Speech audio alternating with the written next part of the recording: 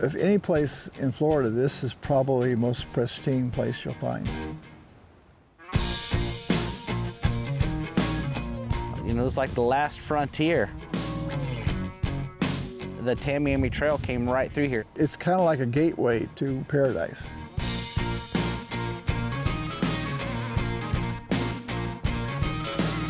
By cutting a path from west to east across southern Florida, suddenly their whole world changed. There's no other place in the world that's like this.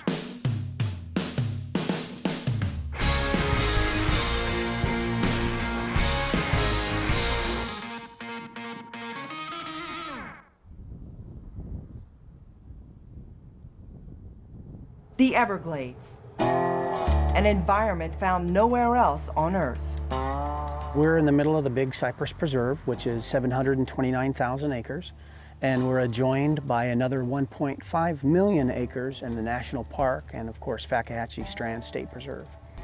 You're walking into an area that's untouched. You could step back in time and expect to see the exact same thing. On the southern tip of the Florida Peninsula is the largest subtropical wilderness in the United States. It's a real precious system to have.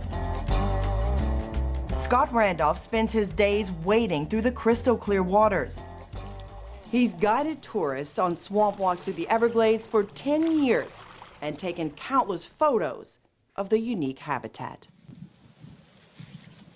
It's peaceful, it's quiet, you know, until you hear an 18-wheeler or something, or a Harley Davidson. Since Florida's statehood in 1845, the government has been draining, damming, and dredging, managing the waters of the Everglades. The appropriately named Tamiami Trail stretches from Tampa to Miami, the first road connecting the Atlantic and Gulf coasts in South Florida. Our focus is on these 69 miles that cut through the wilds of the Everglades, forever changing the landscape of one of the most unique habitats on Earth and the lives of the people in its path.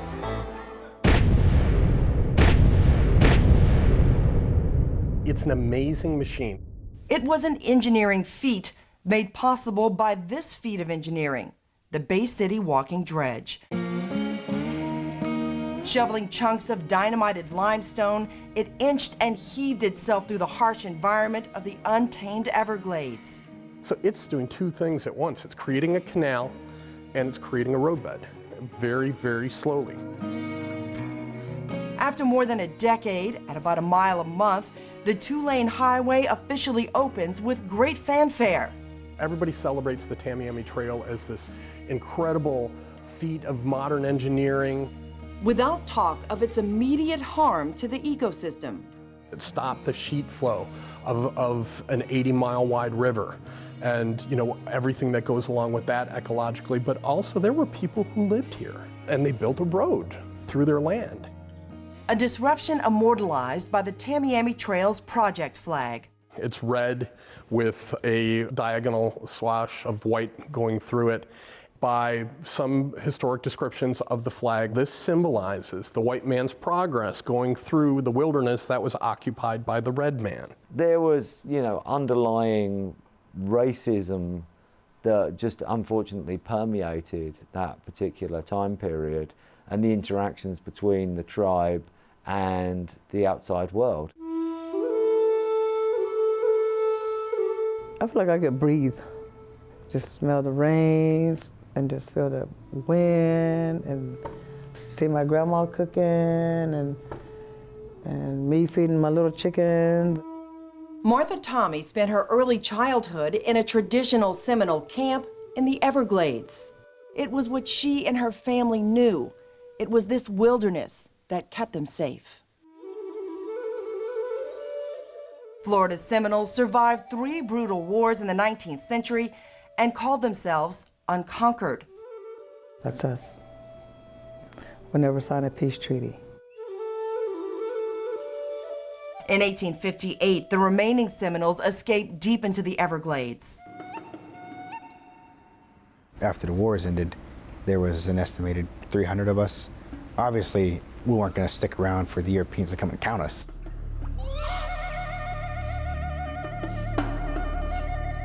But their peace in this place would not last. This was the first encounters that the tribe would have had with the outside world for a long, long time. Tribal members were living historically in the Everglades, living a traditional subsistence lifeway. Suddenly, a corridor emerges through southern Florida that completely disrupts that way of life.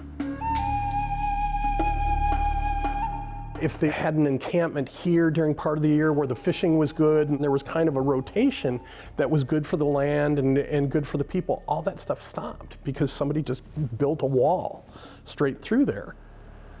We're connected to the earth, we're connected to the plants, we're connected to everything that's around us. Every time a dam gets put in, every time a reservoir gets built, every time a canal gets put in, that changes. That changes our land, that changes who we are as people.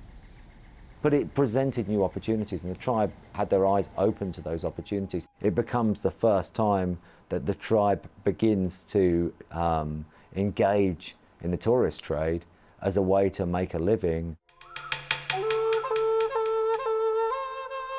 They invite travelers curious about traditional Seminole life into their villages.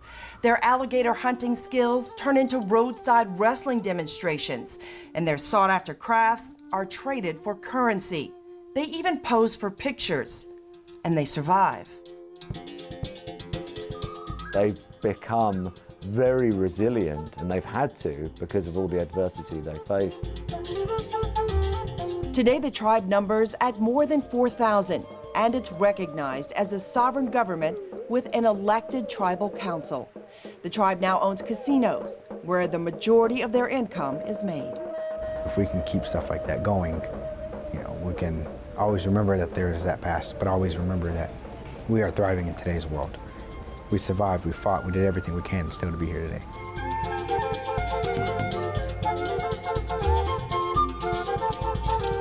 A determination that crosses cultural lines in the Florida Everglades for all the people that have called it home.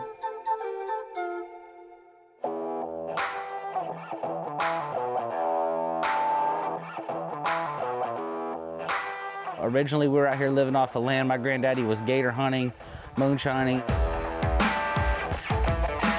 This is the only place in Florida where you come and you can find frog legs and gator tail on the menu pretty much year-round, Jack Shealy's family has lived along the Tamiami Trail for 4 generations. His is a family of Gladesmen, a people once making their living hunting, trapping, and fishing here. The Gladesmen are the original settlers here in the Everglades. With the establishment of the parks and federal land, they started changing the regulations, so everybody had to adapt. With the goal of conservation, the federal government banned commercial fishing in Everglades National Park. From a standpoint of sheer preservation of this amazing endangered area, it's an incredible idea, but there wasn't, again, a lot of consideration given to the fact that there were people who lived nearby that made their living there. The Gladesmen, like the Seminoles, adapted, and the Tamiami Trail, that caused so much disruption in this world, would also help them survive. The Tamiami Trail attracted tourists to these protected lands, so the Shealys opened a campground for ecotourism. And we've got people coming here to stay at our place and go camping or glamping, go on our safaris and see the swamps.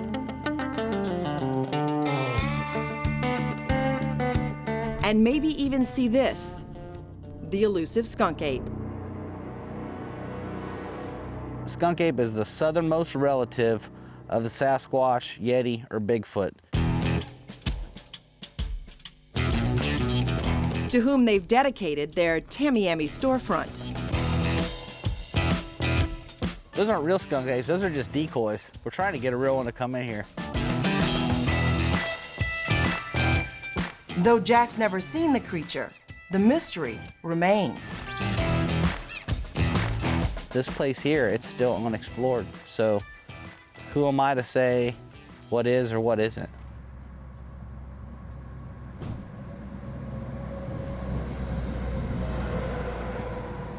Because mine is Jurassic Park.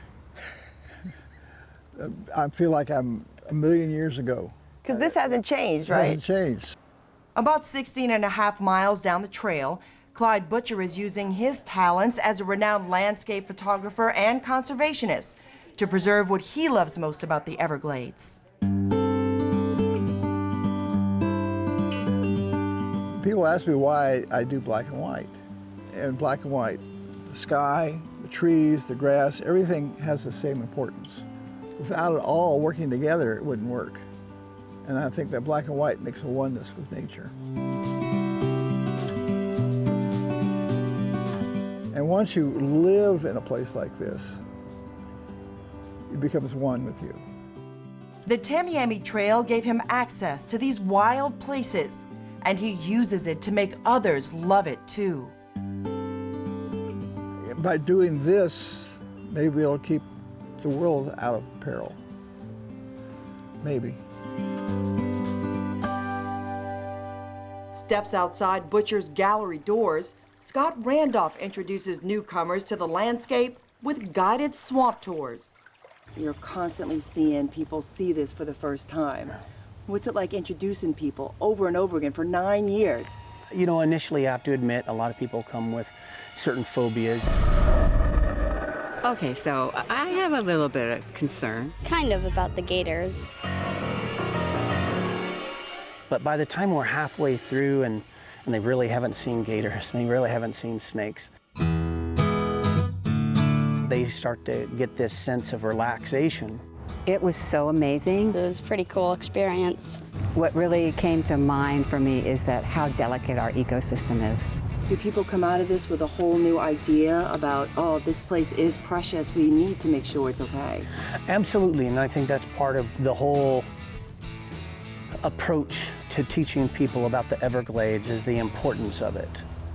And for those who have loved the Everglades for years, and those who are falling in love with it for the first time, they are watching government policy with hope. Launched in 1996, the Everglades Restoration Project is part of an ongoing effort to improve the health of this ecosystem.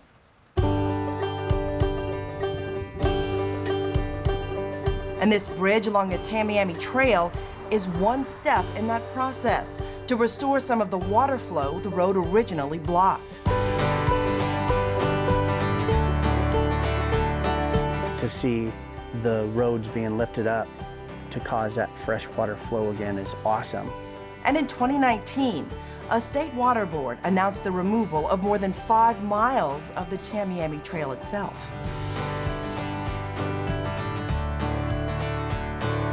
In the meantime, Scott hopes that his tours will inspire others to protect this precious resource for future generations. Clyde Butcher would always say that if you love an area, you'll want to save it. I love driving 41, the Tamiami Trail. People say, but it's so much faster if you get on the interstate. I'm like, it is, but no, I want this.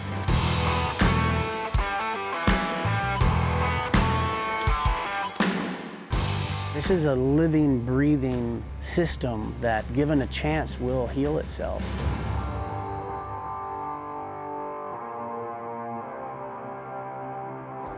This is the most unique place in the world.